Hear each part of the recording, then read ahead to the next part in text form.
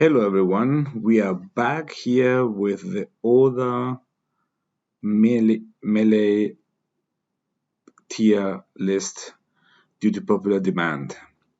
So, what are we doing here? We're trying to classify heroes from Mighty Party ordered by their power level in different tiers, judging just as a point the maximum version of the hero. So rather than looking at an arbitrary point, we're going to do maximum. And if there are any differences in judgment based on lower power levels, I will be talking about that as well.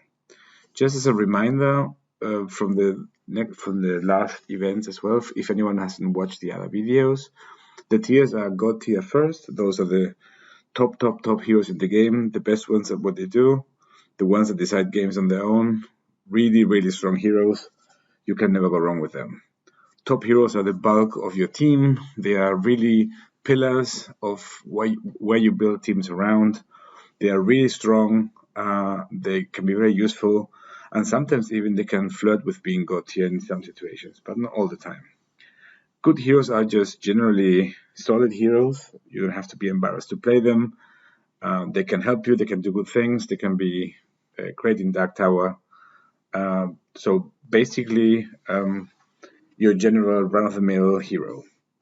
Meh hero, the meh tier, is a tier where the hero, you're not really happy playing that. You play it if there's nothing better around, but it's not really something you're really looking forward to. The trashcan tier below that is obviously a hero that just doesn't help, it's not really useful, and does mostly nothing. And if you play, you're usually doing a mistake or doing something really weird and specific. And combo heroes is a very special category that we have used very little so far.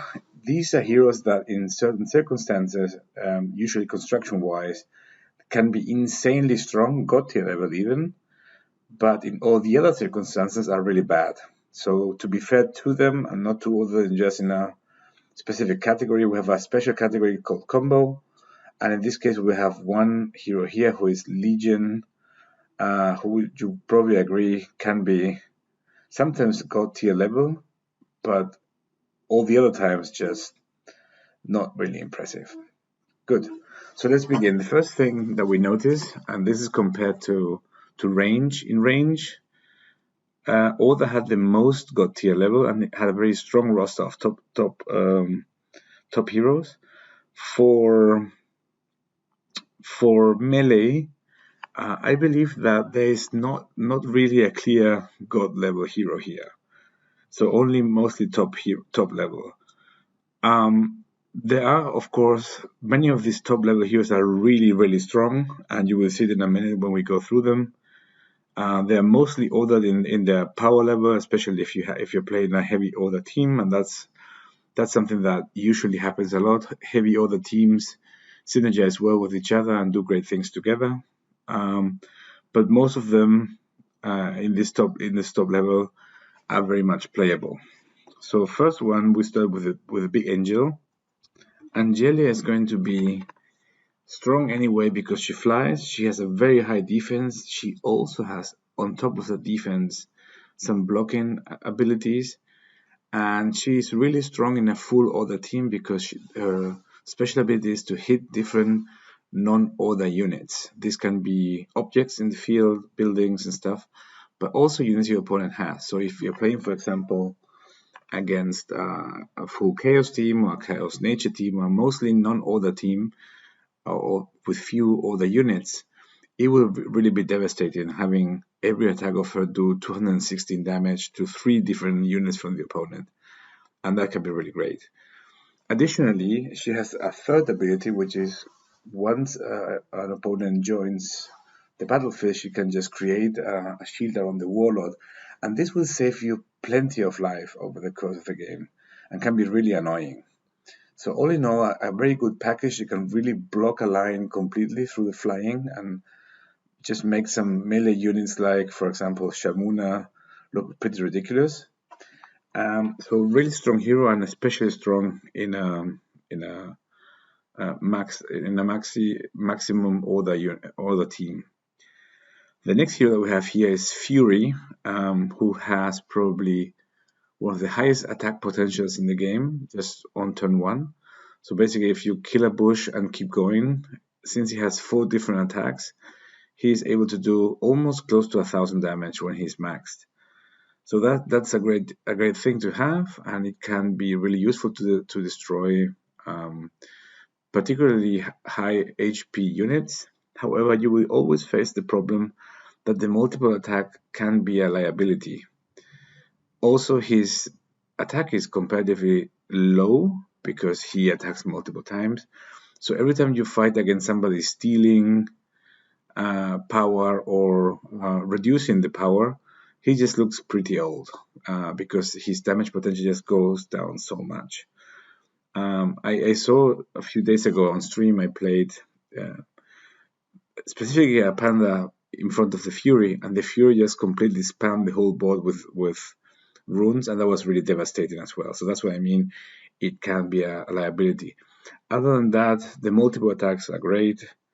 He's really strong. He can really cut through different people. He pumps himself on every kill. So it can be very good to just really clean up a line and make space for further attacks.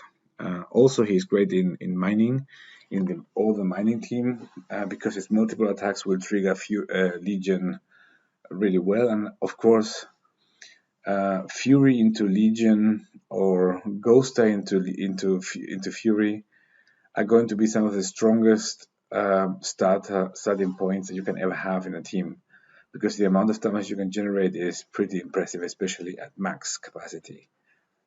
Next hero is going to be Morgan von Stern, who is this goofy looking knight with a goofy helmet, but it's actually really strong in combination with any sort of life gain.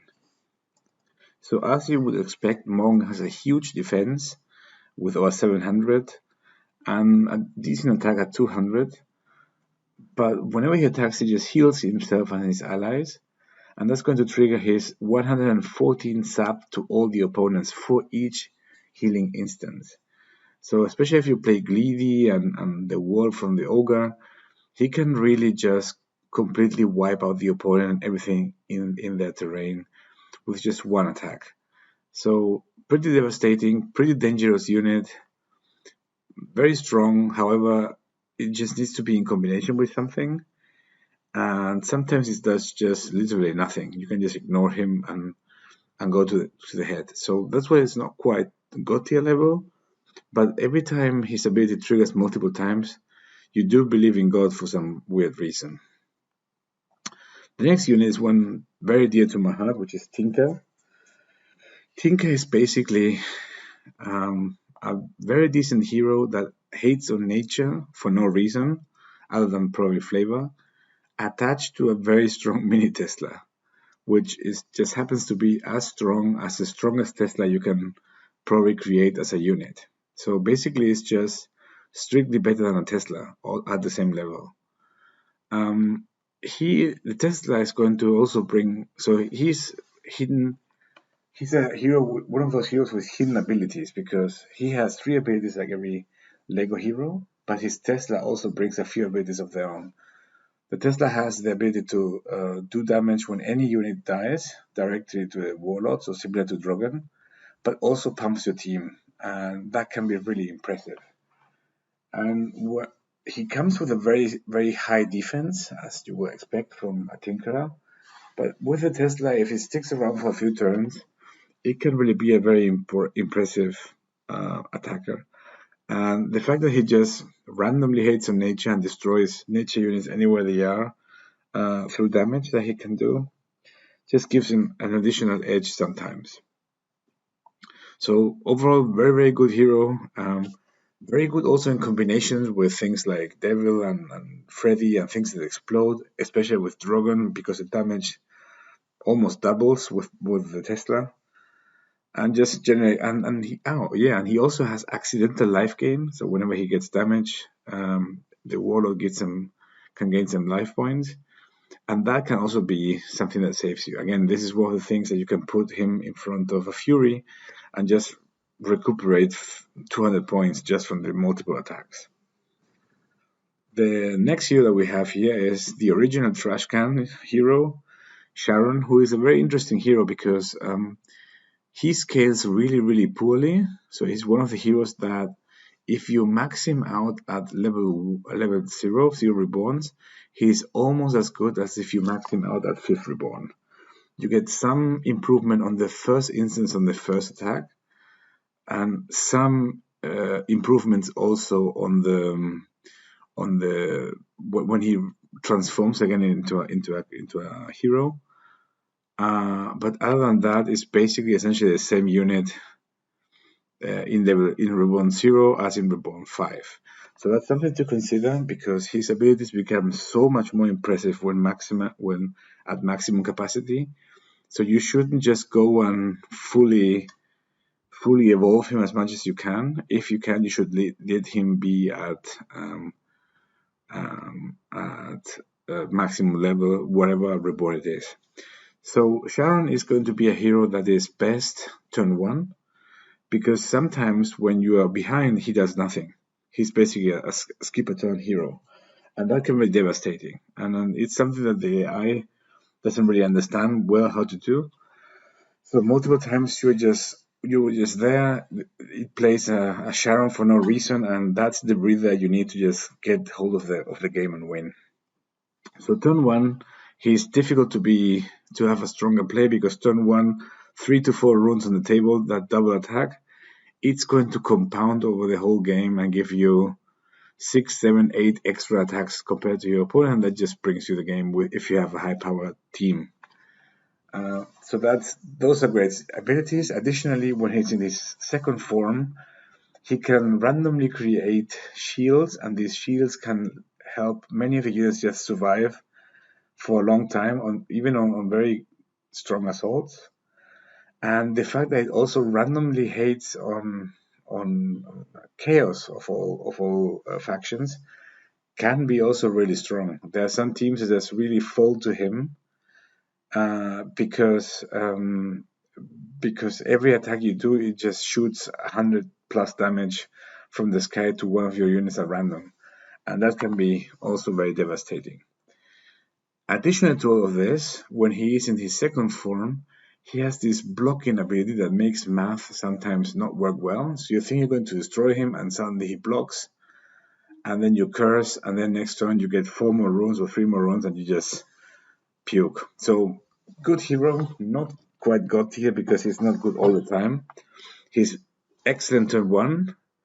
He's great when you have a breather, and when you're behind, he just usually does very little to help you come back, unless the opponent is playing out of chaos. Then he can be a very interesting asset. Also, one thing to consider: his damage potential is not really that strong. So third reborn will be around 230 damage. That's okay in his first attack, of course. Later less. That's okay, but nothing to really party or anything like that. In a maximum reborn scenario, I think he can do over 300 on the first attack, but after that he just diminishes a lot. So he's mostly just generating the shields and generating the runes, and hopefully that's good enough. Next hero is one of my pet heroes I liked a lot, is with Jaxi. And Jaxi at maximum level is almost unstoppable. The reason for this is she has evasion, which is always a great thing to have. Also multiple attacks, and also very, very high defense and shield, and comparatively high attack value for a multiple attacker unit. So all in all, great package. Difficult to stop because range units are not going to stop her. You can silence her, but she's still going to be good at attacking very well in a silence mode. So all in all, very difficult to stop. Great potential and even useful for the other mining team. Next unit is one unit that we have been seeing quite a lot lately since this event, and that is Al, the Prince of Sands. Looking sharp, Al. You're great. So Al is a very strange unit because he's kind of like a combination of a good attacker with some good value when he gets destroyed, but also that The miss effect is surprisingly strong at high power levels because usually there are not many units on the field. So every time he shows up, chances are he kills something, and the two remaining units just get for a turn, just basically skip a turn because they miss directly. So that can be a really good thing to just buy you time, help you set up, and keep the pressure going. So all in all, great stuff here on. He is also particularly good in a heavy order team because every order unit that dies pumps it up, and he has a comparatively high attack of over 400 when he shows up. So he's one of the strongest attackers in the game too. I mean, not Freddy level, but not bad either. And when he leaves the game, every opponent is going to be diminished in power by over 300. So that's going to set back the opponent quite a lot and can be very annoying as well, especially if you don't have any cleansing or pumping abilities handy to get things going again. So good package, very serviceable, particularly disgusting when combined with Justia because then you basically no one will ever attack ever on the opponent's side unless they have some kind of a miracle. Not quite god tier, but useful and workable. Finally, to finish the top tier, here we have the Ark, whose event we also had recently, so that's why she's showing up very often in different decks. So here we have the invulnerable hero for Order, and she's pretty impressive because she comes with a shield, which is super annoying because invulnerability plus shield means the first attack just does nothing. And then she also has a very, very high defense. So usually you end up having to use 2 or 3 attacks to actually get rid of her in the maximum level. Her attack value, however, is comparatively small. That's why in many games you can just ignore her and go around her and kill the opponent directly. However, if you happen to have a sizable team and a dark and you start attacking with low power levels, she will just start pumping the whole team in a way that they will probably go to a level of defense that will be almost impossible for you to eventually kill anything. So that's can be very scary and can win you the game straight up in some situations. So she's not to be ignored unless there's no one else in the field. So good unit, has good abilities. Invulnerability is always great, as we know, and can be very, very punishing, but not really the strongest attacker. Usually needs a team around to do something. So works well. Works well with Order, high defense. That's it. If we move now to the good tier, we can start with Diana, the Amazonian monster, and she's one of these units that everybody has, every similar faction has one, who really pumps up super fast and becomes really, really high power really, really fast, even at low power levels. So the way it works is she basically pumps herself on when different opponents show up, and then she will, whenever she attacks, she will add in strength her defense. So because she comes with a very, very high defense of over 600, on her first attack she can be easily at 800. And because she also has retaliation, if you don't watch out, she could retaliate in your turn and then attack you again for doubling again the power in the turn after. So that can be really, really dangerous as well. The problem is the usual problem with these kinds of units. You can stop them easily with a flyer or something like that and they do nothing. And also, or Shamuna or many, many other things. But also a hoodoo in the right position or a totem can really be devastating to you. So you have to watch it a little bit, but all in all, she really ramps up attack really, really fast, and she can have attack volumes beyond comprehension within 2 or 3 turns. So that's pretty good. The next hero is Super Mary, which I usually call Bad Shamuna or Off-Brand Shamuna. And this doesn't diminish her much because in a heavy order team, because she has this pump ability when she shows up for each other unit on the field, she can show up with way over 600, 700 power, and that can be devastating as well, especially because she has peers, so she can go through different opponents at the same time. Also, her shield can be annoying because it replenishes itself every time she gets attacked. So it's kind of like an almost infinite shield.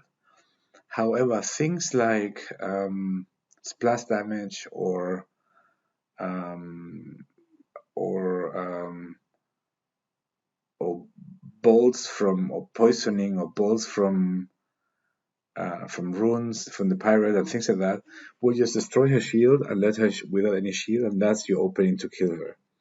So all in all,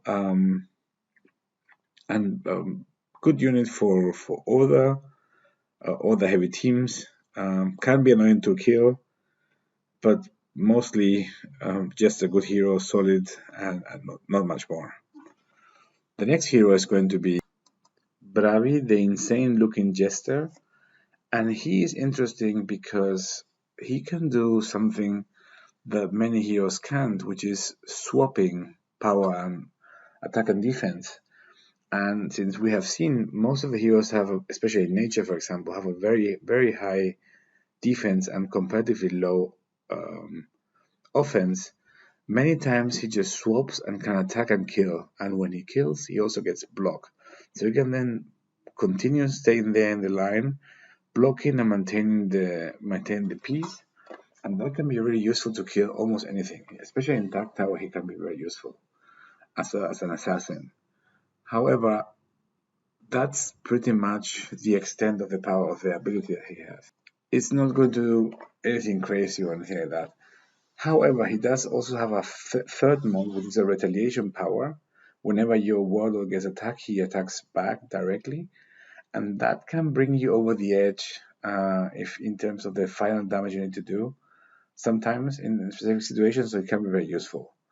But all in all, just a good hero, kind of a good way of almost killing any melee unit that you find, but not quite good enough as the people in the top tier level that we have seen before.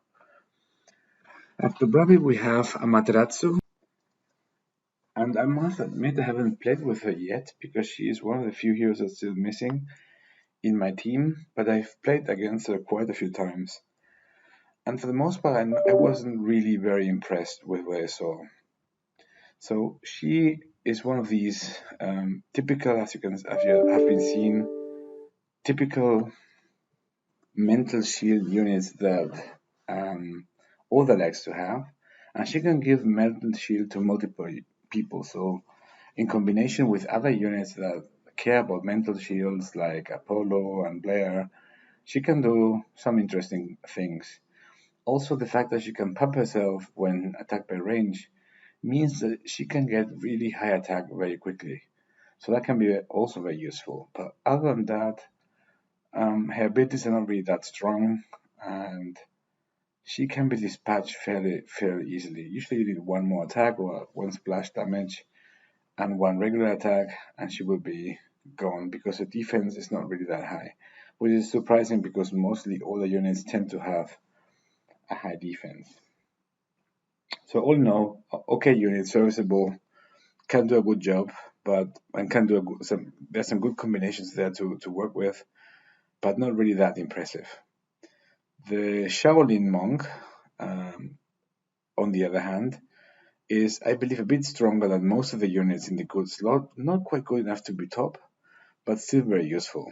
He has some borderline niche applications if you fear silence, which is something I don't care much about, as you have probably heard from my different videos and streams and so on. But at low power levels, silence can be devastating. So playing him can be very useful to protect your other team from getting silenced.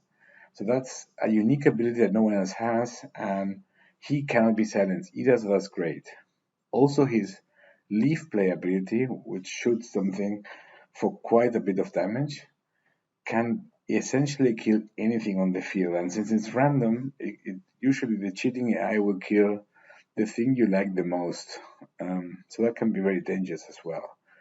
And finally, he can also do quite some pumping of your team for every attack he's doing. So if you manage to get him on a double attack rune from Sharon, he can do a lot of pumping very quickly for your whole team. So that can be very, very interesting as well.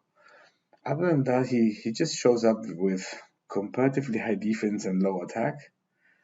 And you're mostly happy about him when you either protect him from silence, which you shouldn't care about anyway, or when you are trying to get him killed, which you shouldn't want anyway either. So I think that just makes him good enough, serviceable.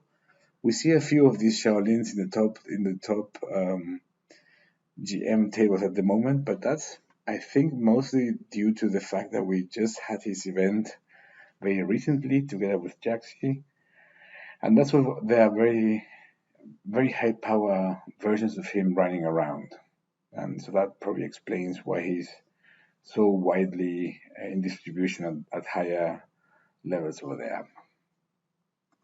For the next year, we have the ninja Hanzo-sama, and he is, as you would expect from a ninja warrior, very good in attacking. He has retaliation, and he also can come with a shield if he kills something.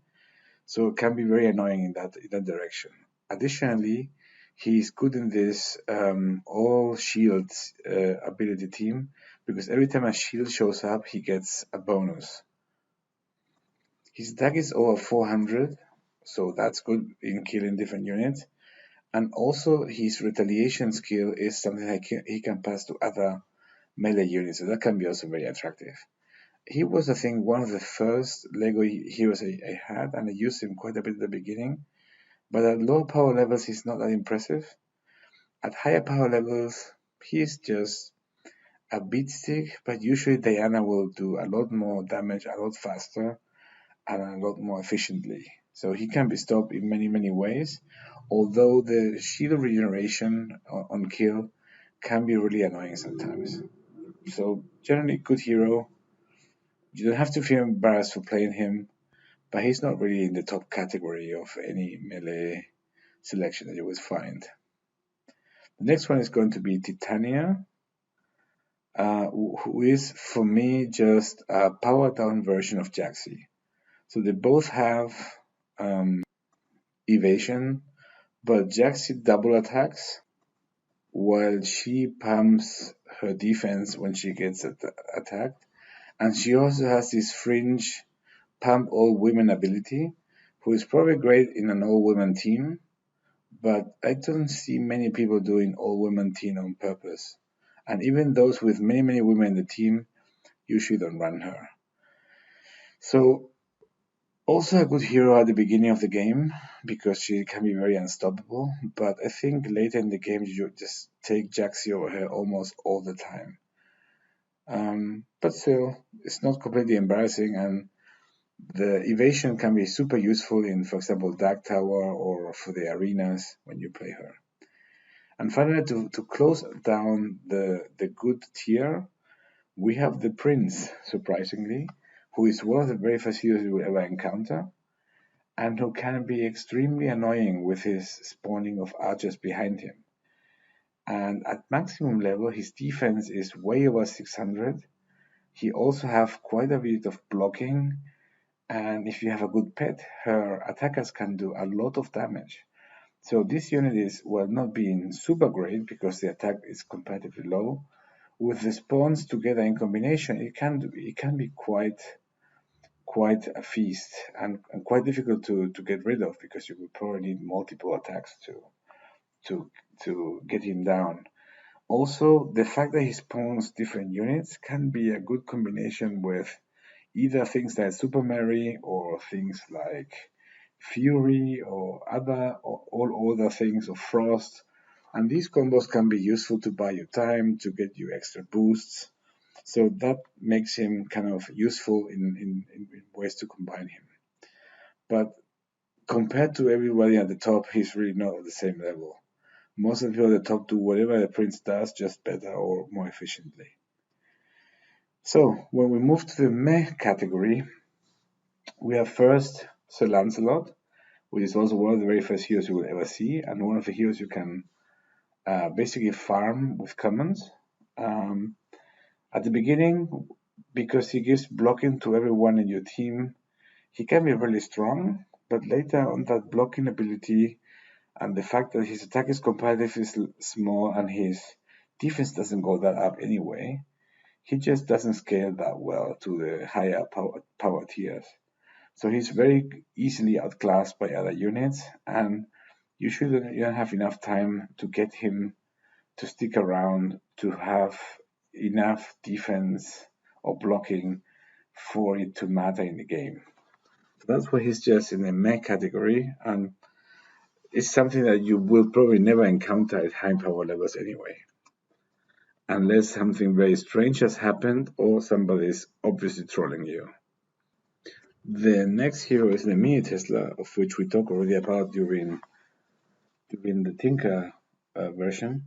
For me, just a straight down, straight worse version of Tinker, because Tinker has also the creature attached to it, and it can be great in Dark Tower, but playing it is I mean, if you will always play the Tinker before the mini Tesla, because Tinker will be able to attack and block more and do different things. So all in all, not really that useful, but can be very annoying and devastating even in Dark Tower or Pit or something like that. And finally, to finalize the meh category, we have the Iceberg, who is not really great. Low attack, high defense, but not really that high that is impressive or anything. Some blocking, some freezing, but only freezing somebody directly in front of him. And other than that, just not really something that has a lot of impact on the game. He can tank a bit and block a line and do some freezing, which can be a bit annoying. But all in all, I don't see anybody running a good team playing him, even at maximum level, unless everybody else that you have is a lot lower. So, not something to be considering for your team. Maybe he will get reworked someday, and maybe he will be good then. But for now, just meh. In the trashcan category, we have Griffiths, who has flying, which is good, and some blocking, which is okay. And he can give some blocking to the Warlord, which can be helpful in Dark Tower, for example.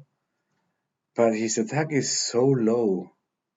He has lower attack than semi-decent commons. He does have good defense, but it's just a flying wall, nothing else. He's not going to win you any games on his own. He's probably going to block a line and do a mediocre to decent version of blocking, but that's it. So I think he's going to be reworked soon. At least that was announced in the event and the voting. So hopefully his next version will be stronger, because this version is pretty sad. And if you're playing him, you're probably embarrassing yourself. And finally, the tent, the fluffy tent, which is basically what Alex does, just without the Alex, without the strongest shooter in the game. She produces shields as well, so she can be played in one of those shield teams that people like so much. I don't know why they like them, but they do. And they asked me on stream to play shield teams all the time. But mostly this building is just reserved for Dark Tower use, not really for main team. So just leave her alone, use something that can attack and can have impact on the game. Try to kill your opponent, don't be a staller, be a proactive player, please. This is a game that's supposed to last 1 minute every game, not 15 minutes for a game. Thank you very much. And finally, after this round, we move to the combo section, where Mr. Legion sits alone, and Legion in an all-order team can be one of the most impressive things in the game. especially played turn 3 or turn 4, he can be the finisher. You need to just get through and bust the door completely open. The fact that he gets attacked, multiple attacks for every order that you have had, and the fact that he also pumps everyone back, one swoop of him can make your team exceptionally strong. And in the max versions of Legion, he really goes up the power level compared to low power level.